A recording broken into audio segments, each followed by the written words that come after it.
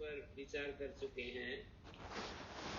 3 मंत्र विद्या अविद्या से संबंधित हैं और 3 मंत्र संभूति असंभूति से संबंधित हैं। संभूति और विनाश, इन दोनों को जो साथ साथ जानते हैं, विनाशेन मृत्युम तीर्थवा संभूत्यामृतम अश्नुते, विनाश के द्वारा माने असंभूति के द्वारा जन्म और जन्म से अतीत, संभूति का अर्थ जन्म होता है और जन्म से मतलब कार्य जगत और असंभूति मानी कारण जगत, कार्य जगत और कारण जगत, इन दोनों को जो साथ साथ जानते हैं वो कारण के आश्रय से मृत्यु भय से छूट जाते हैं और कार्य जगत की सहायता से मानिए जो हमारे पास साधन है, शरीर मन बुद्धि इंद्रियों के साधन, इस साधन के द्वारा वो अमृतत्व को प्राप्त कर लेते हैं।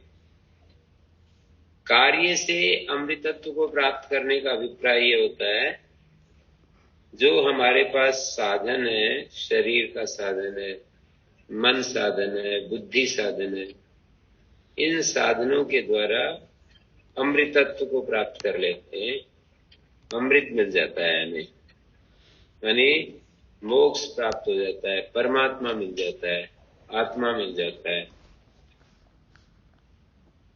आगे 15वां मंत्र है, हिरण्मयेन पात्रेण सत्यस्यापि हितं मुखं तत्त्वं पूषण अपावृणु सत्य धर्माय दृष्टये। हिरण्मय पात्र से सत्य का मुख ढका हुआ है। चमकीला पात्र, ढक्कन, पात्र का अर्थ है ढक्कन। हिरण्मय पात्र से मानी इस चमकीले ढक्कन से सत्यस्य अपिहितम मुखम, सत्य का जो मुख है वो अपिहित है। अपिहित शब्द का अर्थ होता है ढका हुआ है। ये जो प्रकृति है इसको हिरण्मय पात्र कहा है, इसको स्वर्णमय पात्र कहा है। तो इस स्वर्णमय पात्र के द्वारा हमारा जो ये सारा का सारा जो स्वर्णमय पात्र के द्वारा ये ढका हुआ है। क्या ढका हुआ है? स्वर्णमय पात्र से हमारा ये सत्य, सत्य का मतलब है, सत्य शब्द का अर्थ होता है परमात्मा, आत्मा, ब्रह्म, इसको सत्य शब्द से कहेंगे। सत्यस्य अपिहितम मुखम, परमात्मा ढका हुआ है, आच्छादित है। हमको जब हम इस प्रकृति को देखते हैं, इस संसार को देखते हैं, तो हमें परमात्मा दिखाई नहीं देता। हमें ये जो तरह तरह के रंग दिखाई देते हैं, रूप दिखाई देते हैं, तरह तरह की चीजें, वस्तुएं दिखाई देती हैं, शब्द स्पर्श रूप रस गंध दिखाई देते हैं। तो यहाँ पर कहा, हे पूषण त्वम अपावृणु तत् हिरण्मय पात्रम अपावृणु, तुम उस ढक्कन को दूर कर दो, हटा दो, उस ढक्कन को दूर कर दो। सत्य धर्माय दृष्टये, सत्य धर्म है जिसका, ऐसा जो मैं तुम्हारे सामने उपस्थित हूं। दृष्टये माने सत्यात्मा की उपलब्धि के लिए, सत्य स्वरूप की उपलब्धि के लिए ये ढक्कन दूर कर दो। सत्य की उपासना से, सत्य धर्म है जिसका, ऐसा जो मैं हूं। सत्यम धर्मो यस्य मम सोहम सत्य धर्मा तस्मै मह्यम, उस मेरे लिए आप इस ढक्कन को दूर कर दो जिससे मैं सत्य को देख सकूं, सत्य को आर पार देख सकूं। तो यहाँ आवाज नहीं आ रही?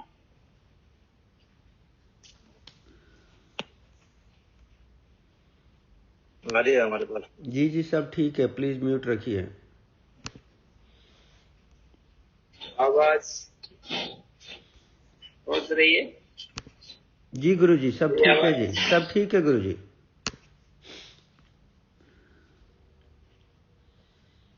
हिरण्मयेन पात्रेण, यहाँ पर हिरण्मय पात्र मैंने कहा कि ये प्रकृति का जो स्वरूप है, प्रकृति का जो चकाचौंध कर देने वाला जो रूप है, स्वर्णिम पात्र है, स्वर्णिम ढक्कन है, आकर्षक ढक्कन है।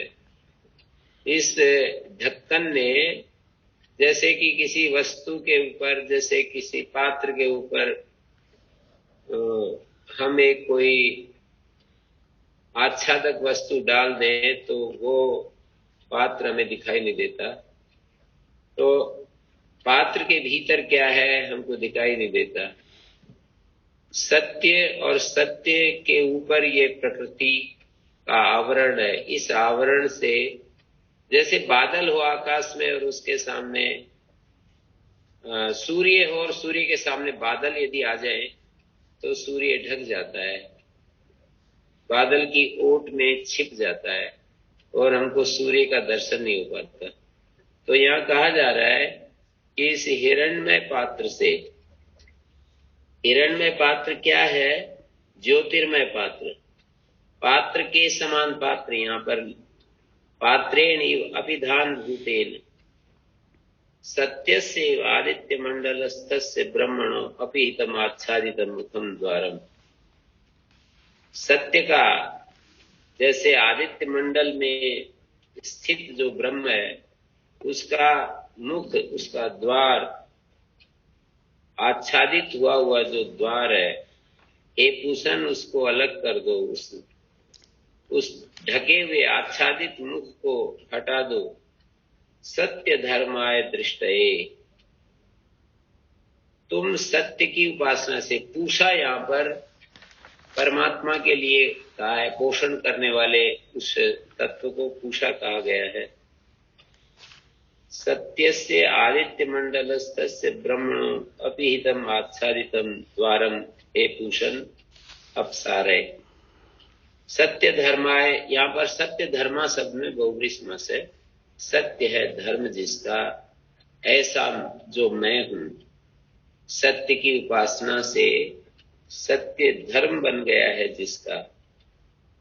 सत्यम धर्मो यस्य मम सोहम सत्य धर्म। या फिर यथाभूतस्य धर्मस्य सत्यस्य धर्मस्य अनुष्ठात्रे दृष्टये तब सत्यात्मना उपलब्ध है। सत्यात्मा की उपलब्धि के लिए, सत्य स्वरूप की उपलब्धि के लिए उस आच्छादक जो द्वार है उसको दूर कर दो, जिससे मैं देख सकूं सत्य को। यहाँ पर ये प्रार्थना है पूषा के सामने।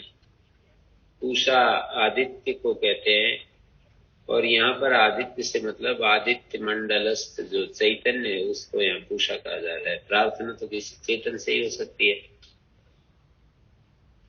उस चेतन तत्व को हम एक प्रकार से अपने सामने अनुभव करते हुए ये कह रहे हैं कि हे पूषण, हे आदित्य मंडलस्थ पुरुष, आप कृपा कीजिए जिससे कि मैं तुम्हारा दर्शन कर सकूं।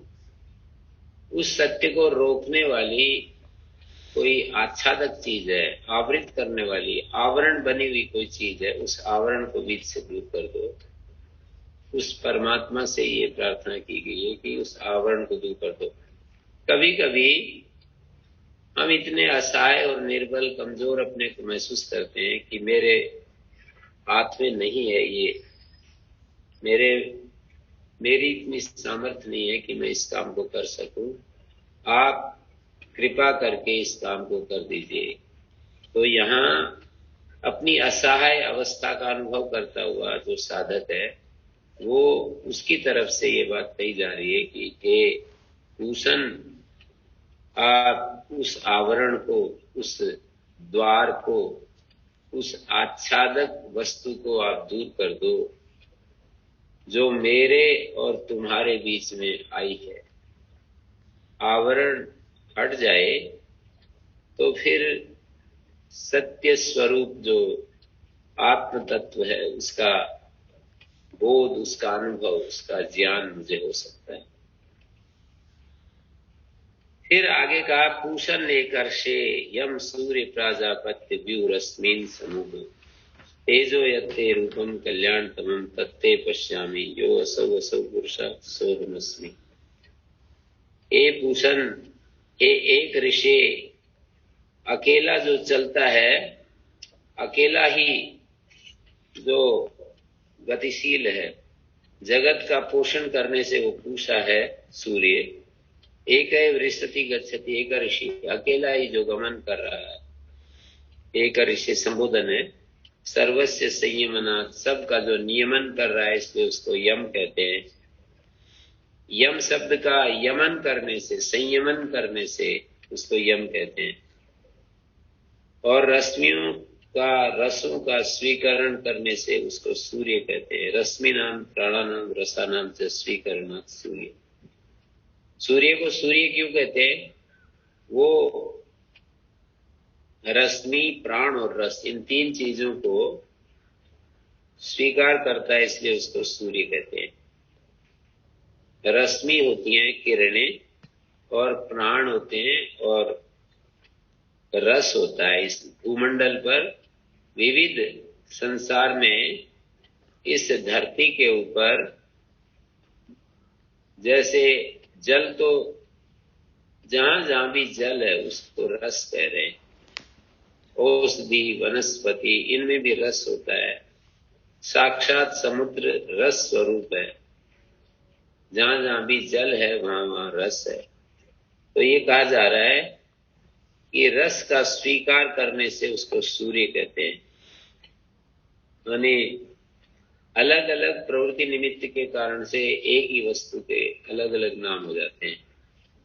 एक ही सूर्य को पूषा भी कह रहे हैं, एक ऋषि भी कह रहे हैं, और सूर्य भी कह रहे हैं, यम भी कह रहे हैं, यम सूर्य, और प्राजापत्य भी कह रहे हैं। प्रजापति का जो अपत्य है उसको प्राजापत्य। परमात्मा की बनाई हुई जो कोई रचना, परमेश्वर ने जो बनाया जिसको, उसको उसका संतान कहते हैं प्राजापत्य। तो इतने संबोधनों के द्वारा एक वस्तु को अलग अलग नामों से बोल करके हम उसको स्मरण कर रहे हैं कि हे पूषण, हे पूषण, हे सूर्य, हे एक ऋषि, हे यम, हे सूर्य, हे प्राजापत्य, व्यूह रश्मीन, अपनी रश्मियों को तुम विगमय,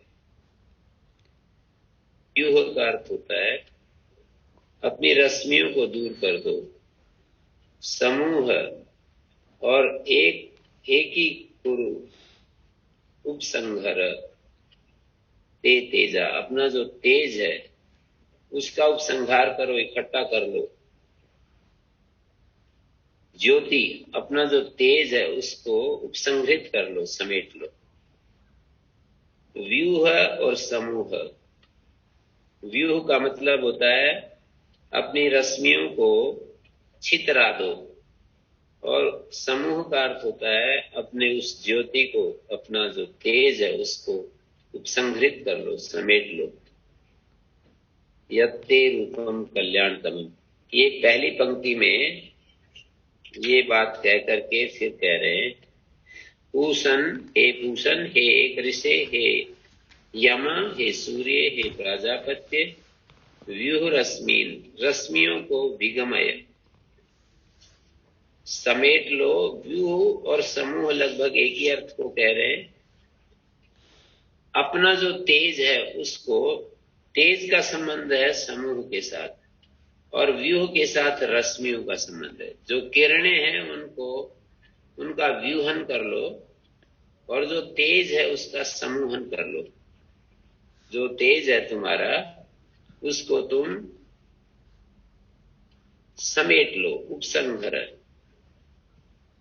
यत् ते रूपम कल्याणतमम, जो तुम्हारा कल्याणतम रूप है, यत् तत्ते पश्यामि, उसको मैं देखता हूं।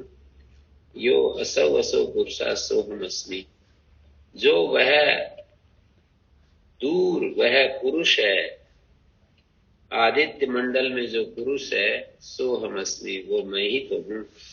सोहम, वह मैं हूं। यहां पर कल्याणतमम, अत्यंत शोभनम ते आत्मना प्रसादात, तुम्हारे उस रूप को मैं देख रहा हूं जो कल्याणतम रूप है। अत्यंत शोभनम यत्ते रूपम, तब आत्मना प्रसादात, तुझ आत्मा के प्रसाद से मैं वो देख रहा हूं। यत्ते रूपम कल्याणतमम अत्यंत शोभनम तत्ते तव आत्मना प्रसादात पश्यामि। अहम न तो त्वाम भृत्यवद याचे, मैं ये कोई एक नौकर अपने स्वामी से जैसे याचना करता है, मांगता है, वैसे नहीं मांग रहा हूं, बल्कि यो असौ आदित्य मंडलस्था व्याहृति अवयवा पुरुषा, व्याहृति अवयव है जिसका, ऐसा जो पुरुष है आदित्य मंडल में। सूर्य मंडल में व्याहृति कहते हैं, भू भुवस्व को व्याहृति कहते हैं, महाव्याहृति। व्याहृति अवयव है जिसका, व्याहृति भू, व्याहृति भुव, व्याहृति स्व, ओम भू ओम भुव ओम स्व, ये व्याहृति अवयव हैं जिसके एक एक व्याहृति अवयव बना हुआ है उस अवयवी का।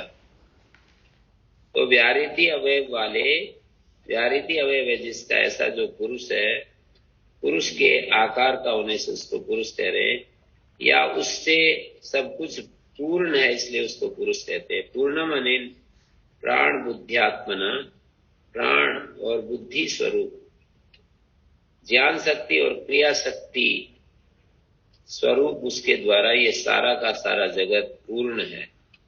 पूरी शयनाद व पुरुषा सोहम अस्मि सोहम भवामि, वही मैं हूं। जो आदित्य में, आदित्य मंडल में पुरुष है, व्याहृति अवयव वाला जो पुरुष है, ऐसा कहते हैं, उसका भू शिर है, भू बाहु है, स्व उसका पैर है, ऐसा हमारे शास्त्र में मिलता है। भूरिति शिरः, भू शिर है, तो व्याहृति अवयव है जिसका, वो एक ही परमात्मा को तीन रूपों में देखा। सिर से देखा तो भू के रूप में, और बाहु के रूप में देखा तो भुव के रूप में देखा, और पैरों के रूप में देखा तो प्रतिष्ठा पाद स्व के रूप में देखा। तो इस तरह से उस पुरुष को व्याहृति अवयव है जिसका, ऐसा जो पुरुष है जो आदित्य मंडल में स्थित है, वो मैं ही हूं। यानी मैं जो शुद्ध आत्मा के रूप में मैं, और उधर आदित्य मंडल में जो पुरुष है वो एक ही है, जो असौ असौ पुरुषा सोहमस्मि। दो बार असौ असौ का मतलब ये है, एक बार दूर स्थित उसको संकेत कर रहे हैं, वह जो दूर, वह जो पुरुष है, सोहमस्मि, वो मैं ही हूं। तो आदित्य मंडलस्थ पुरुष और ये जो पुरुष, इन दोनों को एक करके यहां पर देख लिया गया। तेजो यत्ते रूपम कल्याणतमम तत्ते पश्यामि, तुम्हारा जो कल्याणतम रूप है उसको मैं देखता हूं। कैसे मैं देखूंगा कल्याणतम रूप को? अपनी रश्मियों को, अपने तापक तेज को यदि तुम दूर कर देते हो तो मैं तुम्हारा उस कल्याणकारी रूप को देख पाऊंगा। ये जो रश्मियां हैं, प्राण हैं, जो किरणें हैं, वो तुम्हारे उस रूप को देखने नहीं देती, चकाचौंध हो जाती मेरी दृष्टि। चुंधिया जाती है मेरी दृष्टि। तो उसको आदित्य के उस रूप को देखने के लिए ये जो चुंधियाने वाला जो तुम्हारा तेज है, तापक तेज, उसको तुम खींच लो, उसको उपसंहार कर लो, समेट लो, जिससे कि मैं तुम्हारे उस कल्याणतम रूप को अनुभव कर सकूं, देख सकूं, माने अनुभव कर सकूं। और अंत में कहा, वस्तुतः जो आदित्य मंडल में पुरुष है और जो मैं हूं वो एक ही तो है, ऐसा मैं अनुभव कर रहा हूं। अगला मंत्र है, वायुर अनिलम अमृतम अथेदम भस्मांतम शरीरम। वायु, अनिल, अमृत, अथेदम भस्मांतम शरीरम। दूसरी तरफ ये शरीर है जो कि भस्म में जिसका अंत हो जाता है। भस्मांतम शरीरम मम मरिष्यत वायु प्राण अध्यात्म परिच्छेदम हित्वा अधिदैवतम आत्मानं सर्वात्मकम अनिलम अमृतम सूत्रात्मानं प्रतिपद्यता। यहां पर ये प्रार्थना है। क्या प्रार्थना है? ये जो वायु है, जो अनिल है, वायु का मतलब जो प्राण तत्व है, जो हमारे शरीर में प्राण होता है, वो अपने इस अध्यात्म परिच्छेद को छोड़कर अधिदेवत स्वरूप, सर्वात्म भाव को, अनिल को, अमृत स्वरूप को, सूत्रात्मा को प्राप्त हो जाए। हमारे शरीर का प्राण है और समष्टि में उसको हिरण्यगर्भ कहते हैं। उसको सर्वात्मक अनिल या अमृत स्वरूप कहते हैं। अमृतम माने सूत्रात्मान। ये मेरे शरीर का त्याग करते हुए जो वायु है, प्राण है, वो अपने इस अध्यात्म परिच्छेद को छोड़कर अधिदैवत स्वरूप को, सूत्रात्मा स्वरूप को, अमृत स्वरूप को, यहां पर अनिल शब्द का मतलब होगा वायुर अनिलम, सर्वात्मकम अनिलम अमृतम। सर्वात्मक जो अनिल रूप है, अमृत रूप है, उसको प्राप्त हो जाए और शरीर भस्म में मिल जाए। दो चीजें हो गई। मेरे शरीर का जो प्राण है वो विश्व समष्टि प्राण में लीन हो जाए और शरीर भस्म को प्राप्त हो जाए। ओम कृतो स्मर क्लिबेश कृतम स्मर, कृतो स्मर, कृतम स्मर। हे कृतो, हे कृतो, संकल्पात्मक। क्रतु का अर्थ होता है संकल्पात्मक, जिसका संकल्प स्वरूप है। ओम का मतलब जैसा मैंने उपासना की है, ओम प्रतीकात्मकत्वात् सत्यात्मकम अग्नि आख्यम ब्रह्म, उसको अभेद करके देख रहे हैं। ओम शब्द और वो जो ओम को प्रतीक बना करके सत्यात्मकम, जो सत्य स्वरूप है, अग्नि स्वरूप है, वो ब्रह्म तत्व है, उसको एक अभेद रूप में उसको देख रहे हैं।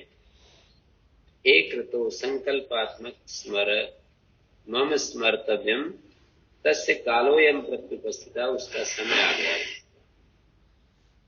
ये जब व्यक्ति इस शरीर का त्याग करता है उस समय की प्रार्थना है कि हे ओम, एक तो ओम माने उस सत्यात्मा के साथ अभेद को प्राप्त हुआ जो ब्रह्म है, मैं अपनी उपासना से अभिन्न हो गया हूं ओम के साथ। यथा उपासना के निरंतर करते करते मैं उस सत्यात्मा के साथ अभेद को प्राप्त हो गया हूं।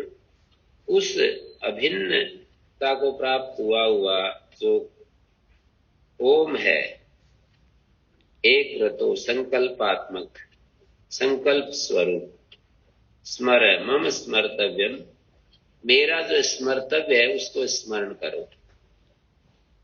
ओम क्रतो स्मर, हे ओम, हे क्रतु, तुम मेरे लिए, ऐसे कहते हैं ना कि मेरा ये अंतिम समय है, आप तो सर्वज्ञ है, सर्वदृक हैं, आप मेरे लिए जो स्मरण करने योग्य चीज है वो स्मरण कीजिए।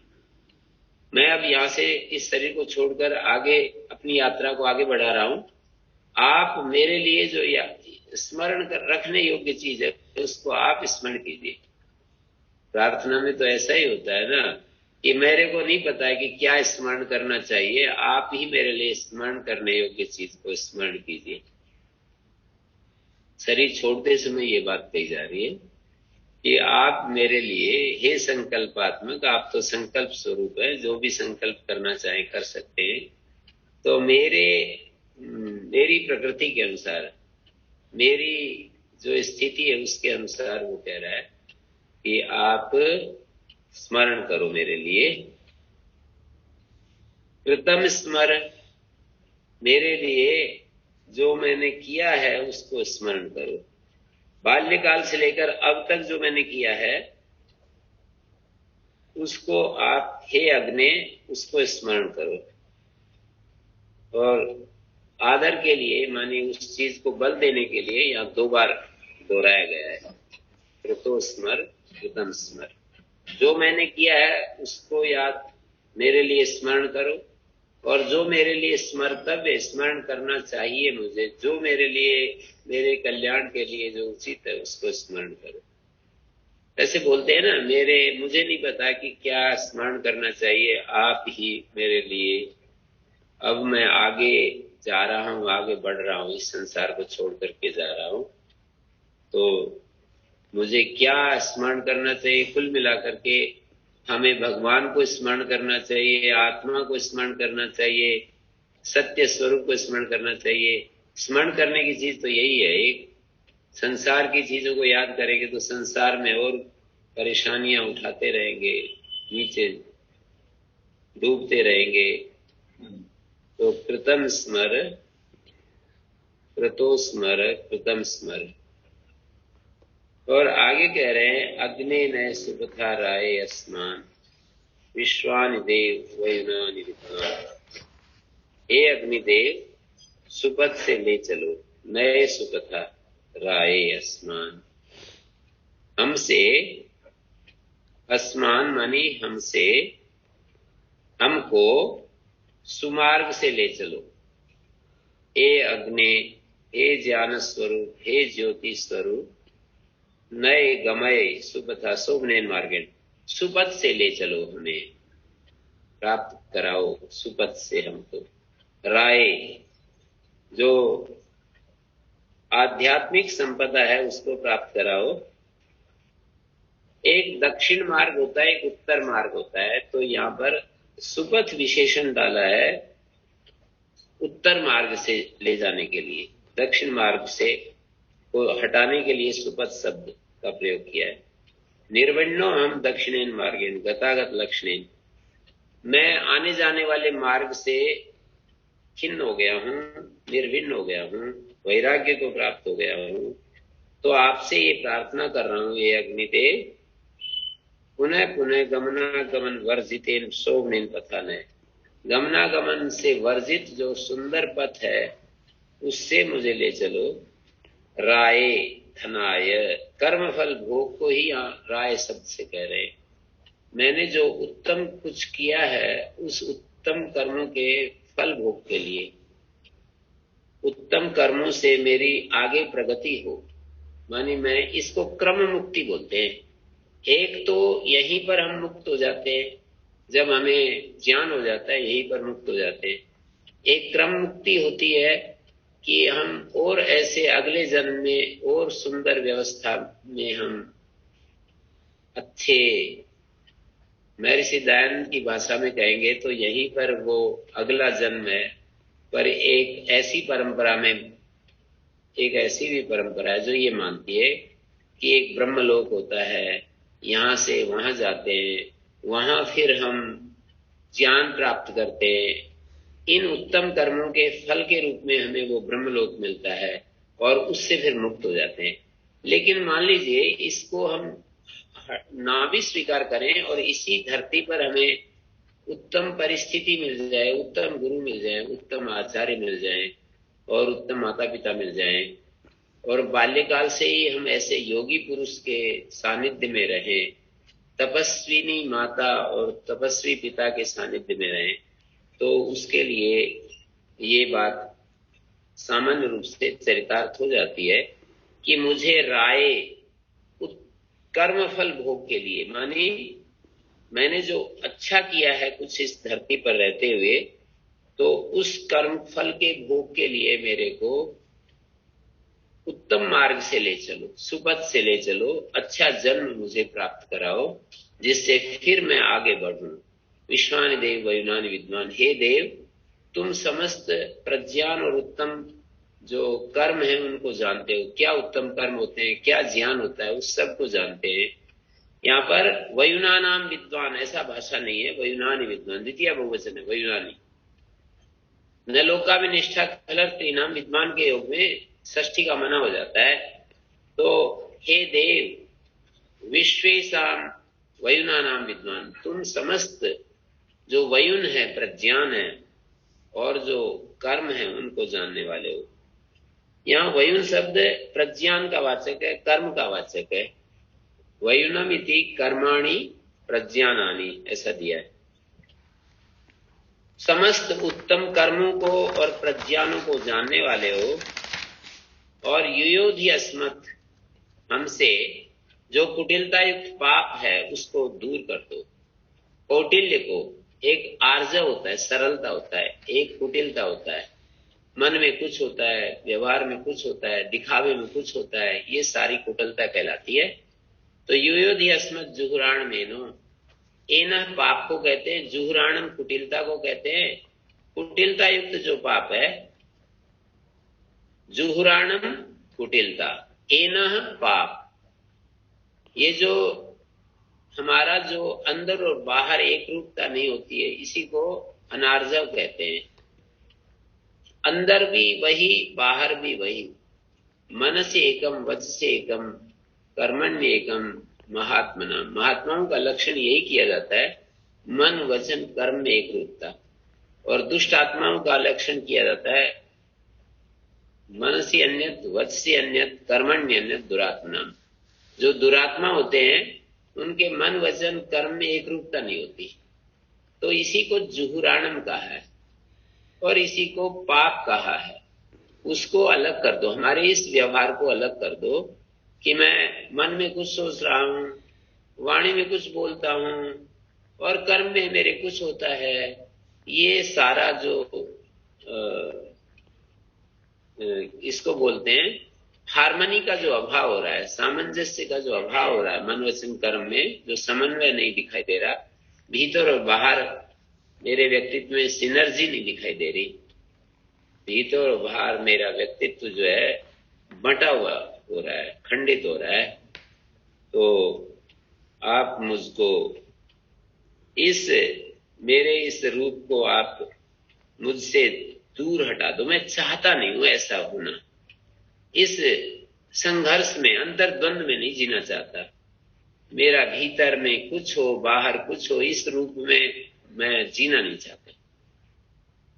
और अंत में कहा भूयिष्ठान्ते न मुक्तिम विधेमा, हम तुम्हारी बहुत ज्यादा नम उक्तिम विधेमा, नमस्कार वचन को हम नमस्कार के द्वारा तुम्हारी सेवा करें। भूयिष्ठान बहुत आरामते तुभ्यम नम उक्तिम विधेमा, नमस्कार रूप वाणी, बार बार हम नमन करते रहे आपको, हम आपको नमस्कार करते हैं। तो इस प्रार्थना के साथ इस उपनिषद का पूर्णता हो रही है। और इस उपनिषद की प्रार्थना है, हर एक उपनिषद की एक प्रार्थना की जाती है, प्रारंभ में और अंत में। अंत जो प्रारंभ में प्रार्थना होती है वही अंत में होती है। जैसे मदः पूर्णमिदं पूर्णात् पूर्णमुदच्यते पूर्णस्य पूर्णमादाय पूर्णमेवावशिष्यते, वह पूर्ण है, यह भी पूर्ण, मानी वो निरुपाधिक परमात्मा पूर्ण है, ये सोपाधिक जो सारा अस्तित्व है पूर्णमिदं, सोपाधिक भी पूर्ण ही है। पूर्णात् पूर्णमुदच्यते, पूर्ण से, उस निरुपाधिक पूर्ण से ये स्वाभाविक पूर्ण उद्रिक्त होता है, मानी अस्तित्व में आता है, व्यवहार में आता है। पूर्ण से पूर्णमादाय, पूर्ण के पूर्णत्व को लेकर, पूर्ण का जो पूर्णत्व है उसको लेकर पूर्णमेवावशिष्यते, पूर्ण ही शेष बच जाता है। ये जो सोपाधिक जगत, उसका जो पूर्णत्व है उसको लेकर अपने में विलय करके पूर्ण मात्र शेष रह जाता है। तो यहाँ पर ये सारी बातें इस उपनिषद में आई। मैं चाहता हूं कि किन्हीं का प्रश्न कुछ हो तो इस रखा जा सकता है, उस पर विचार किया जा सकता है। कुछ समय हम इसमें प्रश्नों के रूप में इस उपनिषद का जो सिंहावलोकन है वो हम कर सकते हैं। जी गुरुजी प्रणाम, बहुत ही अच्छा। तो सभी भाई बहन इसमें अब हम प्रश्न पूछ सकते हैं गुरुजी से। मैं शुरुआत करता हूं गुरुजी। हाँ जी, हाँ जी। जो आप कह रहे थे कि स्थूल उपाधि से हम वैश्वानर कहते हैं, सूक्ष्म उपाधि को लेकर हम करते हैं हिरण्यगर्भ, और कारण उपाधि को लेके हम उसको ईश्वर कहते हैं। एक तो आपने ये बताया, और फिर इसी को कहा कि जब उसकी एक उपाधि को देखते हैं तो उसको तेजस कहते हैं या उसको प्राज्य कहते हैं। ये मुझे समझ नहीं आ रहा गुरुजी, आप प्लीज इसे। ये मांडुक्य उपनिषद में आत्मा के एक पाद, द्वितीय पाद, तृतीय पाद, ऐसे 3 पाद की चर्चा, और तुरीय उसका पाद है जो प्राप्तव्य। 3 पाद के द्वारा चतुर्थ पाद है उसको प्राप्त करना होता है। पाद शब्द का अर्थ होता है जिस साधन से हम किसी चीज को पाते हैं। पद्यते गम्यते इति पादः, जो जिसके द्वारा कुछ चीज पाई जाती है उसको पाद कहते हैं। तो प्रथम पाद क्या है, तो उसके लिए बताया कि जो स्थूल उपाधि है वो उसको प्रथम पाद कहेंगे। व्यष्टि और समष्टि धरातल पर इस बात को हमें देखना है। जो समष्टि में वैश्वानर है, व्यष्टि लेवल पर उसको विश्व कहते हैं। हमारा एक एक जो घटक है, जैसे मैं एक घटक के रूप में हूं, स्थूल घटक के रूप में, आप एक अलग है, तीसरा, चौथा, पांचवा।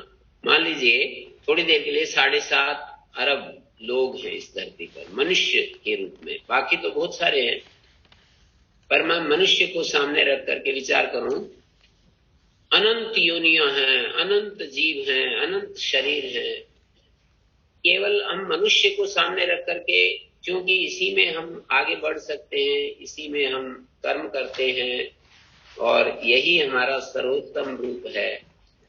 हमारे जन्म का जो सर्वोत्तम जन्म है वो मनुष्य जन्म है। तो उसको सामने रख कर विचार कर रहे हैं कि जो 7.5 अरब हैं उसको वैश्वानर कहेंगे, और उस 7.5 अरब जो मनुष्य हैं उनका एक एक घटक, अर्थात एक एक मनुष्य को विश्व कहेंगे।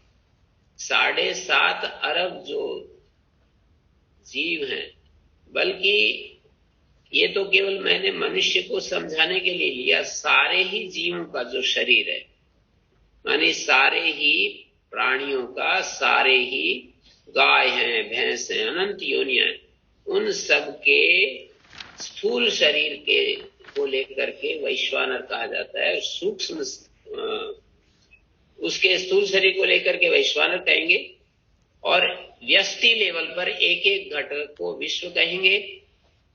सूक्ष्म जगत में जाएंगे तो, सूक्ष्म उपाधि में जाएंगे तो सारे प्राणियों का जो एक एक अंतःकरण है, उन सबका समष्टि रूप हिरण्यगर्भ है, और उसका एक एक घटक जो है वो तेजस कहलाता है। सारे प्राणियों का जो समष्टि रूप है वो ईश्वर कहलाएगा, कारण उपाधि, और उसका एक एक जो, जैसे मैं अपने को देखूं तो मैं उसको ईश्वर के रूप में नहीं देख पाऊंगा, मैं प्राज्ञ के रूप में देख पाऊंगा। आप भी उसको प्राज्ञ के रूप में देख पाएंगे। कोई भी व्यक्ति उसको कारण उपाधि को प्राज्य के रूप में देख पाएगा, और सभी प्राज्यों की समष्टि जो है उसको ईश्वर कहते हैं, अव्याकृत कहते हैं। तो स्थूल उपाधि को जब हम विलय करते हैं तो सूक्ष्म में विलय होती है, और सूक्ष्म उपाधि को जब विलय करते हैं तो वो कारण में विलय होती है। इस तरह से कारण उपाधि भी जब तुरीय में विलय हो जाती है तो शुद्ध आत्मा शेष रह जाता है। ये एक अप्रोच है हमारे को कारण से भी अतीत होने के लिए, तुरीय अवस्था की प्राप्ति के लिए एक अप्रोच है। मानिए हम स्थूल से यात्रा शुरू करते हैं, सूक्ष्म में होते हुए कारण तक पहुंचते हैं, और कारण को भी जब विलय कर देते हैं, विलय करने का अर्थ होता है पहले वाली का न दिखना, और जिसमें विलय करते हैं उसका दिखना। जैसे स्थूल उपाधि को हमने सूक्ष्म में विलय किया, तो विलय करने का अर्थ है हमें अब सूक्ष्म उपाधि दिख रही है, हमें स्थूल उपाधि नहीं दिख रही। स्थूल उपाधि का मतलब ये सारा जगत है जो चारों तरफ बिखरा हुआ है, शब्द स्पर्श रूप रसगंध, ये जो पंच इंद्रियों के विषय हैं, हमारे शरीर हैं, ये जो स्थूल धरातल पर जो दिख रहा है जगत, ये हमें ना दिखे और केवल हमारे को अपना मन दिखे, तो समझ लो कि स्थूल हमारा मन में विलीन हो गया। और मन को जब कारण में लय करते हैं तो मन भी ना दिखे और कारण मात्र शेष रह जाए, तो इसका मतलब मन कारण में विलय हो गया। जब कारण में विलय हो जाता है तो फिर हम बीज शक्ति के साथ चिन्मय स्वरूप हमारा रहता है। वहां पर हमें कार्य जगत नहीं दिखाई देता। कार्य जगत के दो रूप हैं, एक सूक्ष्म और एक स्थूल। वो दोनों कार्य जगत के रूप नहीं दिखाई देते जब हम कारण स्वरूप से रहते हैं, लेकिन कारण स्वरूप में बीज रहता है कार्य का। वो जब भी कारण को अवसर मिलता है, समय मिलता है, तो वो कार्य के रूप में प्रकट हो जाता है। जैसे हम नींद में चले जाते हैं तो कारण रूप में होते हैं, लेकिन नींद से जागते ही फिर कार्य रूप लोक में आ जाते हैं, कार्य जगत में आ जाते हैं, अर्थात सूक्ष्म लोक में आ जाते हैं, और उससे भी जब हटते हैं तो स्थूल लोक में आ जाते हैं। तो ये एक अप्रोच है हमें तुरीय स्वरूप तक पहुंचाने की, कि हम अपने ज्ञान के द्वारा हम देखें कि ये जो कारण, ये जो स्थूल उपाधि से युक्त जो हमारा स्वरूप है, विश्व स्वरूप, उसको जब हम विलय करते हैं तो वो सूक्ष्म में विलय होता है, और सूक्ष्म कारण में विलय होता है, और कारण भी, कारण को भी जब छोड़ देते हैं तो तुरीय मात्र शेष रह जाता है। तो तुरीय स्वरूप को बताया है उपनिषद में कि वो नान्त प्रत्यम न बहिष्प्रत्यम न प्रत्यान गणम न प्रज्यम न अप्रज्यम अदृष्टम अलक्षणम अव्यवहार्यम अचिंत्यम अव्यपदेश्यम एकात्म प्रत्यक्षारम शिवम शांतम अद्वैतम प्रपंचोपशमम। ये सारा आत्मा का स्वरूप हमें पता चल जाता है। तो ये जो आपने प्रश्न किया, इसका उत्तर यही है कि हम निरंतर इस अप्रोच के द्वारा जब हम अपने को देखते हैं कि भाई का स्थूल उपाधि जब नहीं रहती है तो क्या रहता है, तो कहेंगे सूक्ष्म उपाधि रहती है। और वो कब रहती है, तो स्वप्न अवस्था में रहती है। स्थूल उपाधि जागृत अवस्था में होती है। ये स्थूल उपाधि जब होती है तो कारण भी उसमें रहता है, और सूक्ष्म उपाधि भी रहती है, और स्थूल, तीनों उपाधियां रहती है। स्थूल उपाधि में सूक्ष्म उपाधि भी है, कारण उपाधि भी है। लेकिन जब सूक्ष्म उपाधि होती है तो स्थूल का विलय हो जाता है। इसका मतलब है दो उपाधियां रहती हैं। जैसे हम अपने शरीर पर एक बनियान पहने, फिर उसके ऊपर एक और हम कमीज पहन लें, उसके ऊपर एक और ओवरकोट पहन लें, तो हमने अब तीन उपाधियों को धारण किया हुआ है। यदि हमने ओवरकोट को निकाल दिया तो अब 2 उपाधि बच गई, कमीज और बनियान। अब कमीज को भी निकाल दिया तो 1 उपाधि बच गई है, जिसको बनियान कहते हैं, और उससे भी हम अतीत हो गए तो हम शुद्ध, हमारा स्वरूप बच गया। ये तो केवल उदाहरण मैंने समझाने के लिए दिया है। हम शरीर को यूं समझ सकते हैं कि हम आत्मा के रूप में हैं, और उसके ऊपर धारण के वे 3 जो आवरण है वे उपाधि के रूप में है। तो इन आवरणों को हटाने से हमारा शुद्ध स्वरूप बच जाता है। ये एक अप्रोच है उपनिषद की, हमारे को शुद्ध आत्मा तक पहुंचाने के लिए एक रास्ता बतलाया है कि हमारा जागृत अवस्था होती है, हमारी स्वप्न अवस्था होती है, हमारी सुसुप्त अवस्था होती है, और इन तीनों से भी अतीत एक अवस्था होती है। तो उस तीनों से अतीत अवस्था को तुरीय अवस्था कहते हैं। और उस तक कैसे पहुंचा जाए, तो कहेंगे कि पहले स्थूल धरातल पर हम देखें अपने को क्या क्या होता है। तो स्थूल धरातल पर ये सब होता है, हमारी इंद्रियां काम करती हैं, मन काम करता है, और दुनिया को हम देखते हैं, दुनिया दिखाई देती है, संसार दिखाई देता है, सुख दुख दिखाई देते हैं, भय दिखाई देते हैं, भाग दौड़ दिखाई देती है, ये सब दिखाई देता है। और फिर यदि स्वप्न जगत में जाकर के देखें तो ये बाह्य दौड़ धूप बंद हो जाती है, लेकिन मन की चेष्टाएं क्रियाएं चालू रहती है। और यदि उसको भी हम सुसुप्ति में जाकर देखें तो क्या होता है, तो सारी क्रियाएं चेष्टाएं बंद हो जाती है, आत्मा अपने स्वरूप में आ जाता है। बीज शक्ति के साथ आत्मा का स्वरूप रहता है, अर्थात उसमें वो कार्य को उत्पन्न करने की सारी सामर्थ्य वहां शेष उपस्थित रहती है, लेकिन वो कार्य के रूप में नहीं होती। परंतु उस अवस्था में हमें अपने आत्म स्वरूप का बोध नहीं होता है, क्योंकि अज्ञान वहां पर मौजूद रहता है। अज्ञान मानी प्रकृति का जो आवरण है वो बचा रहता है। जैसे कि इन मंत्रों में भी प्रार्थना की कि हिरण्मयेन पात्रेण सत्यस्यापीतम मुखम, हिरण्मय पात्र वही है जो ये प्रकृति का जो अज्ञान स्वरूप है, ये हिरण्मय पात्र बताया।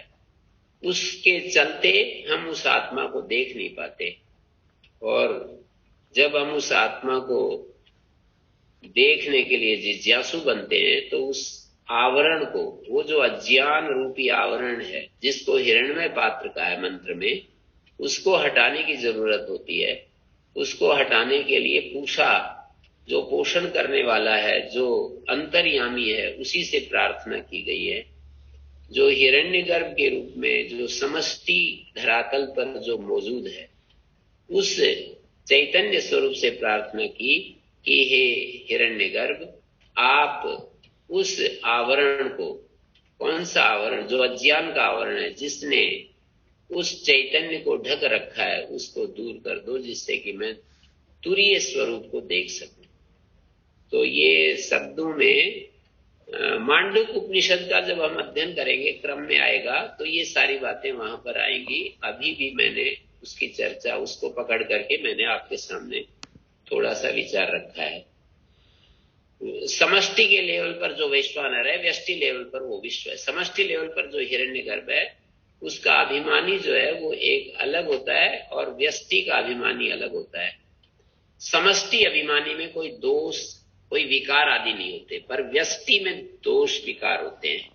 व्यष्टि अभिमानी जो तेजस होता है, उसमें शुद्धि अशुद्धि होती है, कामनाएं होती हैं, विकार होते हैं। लेकिन समष्टि धरातल पर जो हिरण्यगर्भ होता है, सारे तेजस की समष्टि होती है, लेकिन उसमें विकार नहीं होते, शुद्ध होता है, प्योर होता है, और सर्व सामर्थ्य से युक्त होता है। पर तेजस अपनी आंशिक सामर्थ्य से युक्त होता है। इस तरह से जब सोचेंगे, देखेंगे, तो इस अप्रोच के द्वारा हम तुरीय स्वरूप को पाना चाहते हैं, वो हमें प्राप्त हो जाता है। हाँ जी जी गुरु जी, बहुत बहुत धन्यवाद। हाँ, मुझे काफी समझ में आ गया है गुरु जी, और मैं थोड़ा मांडुक्य उपनिषद में भी देख के इसको और समझूंगा और दोबारा सुनूंगा अभी। तो आज तो गुरु जी अभी 5:15 हो गए हैं आपके, तो आज तो यहीं कुछ भाई बहन को शायद जाना भी पड़े। कल हम पूरे सेशन को क्वेश्चन आंसर से शुरू कर लेंगे, प्रश्न से शुरू कर लेंगे गुरु जी। प्रश्न से ही, प्रश्नोत्तर से, क्वेश्चन आंसर से शुरू करेंगे। और आज हम इसको यही विराम देते हैं। और आप अपना अपना प्रश्न, सबके प्रश्नों का उत्तर देना कोशिश करेंगे। 1 दिन, 2 दिन, 3 दिन, 4 दिन आराम से हम करते रहेंगे। जी, और आप सब चैट बॉक्स में भी लिख सकते हैं और फिर हम अनम्यूट करके हम सभी को एक एक तरह से बारी बारी से लेंगे। गुरुजी बहुत बहुत धन्यवाद सबका, आप लोगों का सबका बहुत बहुत धन्यवाद। प्रणाम। ओम प्रणाम। प्रणाम।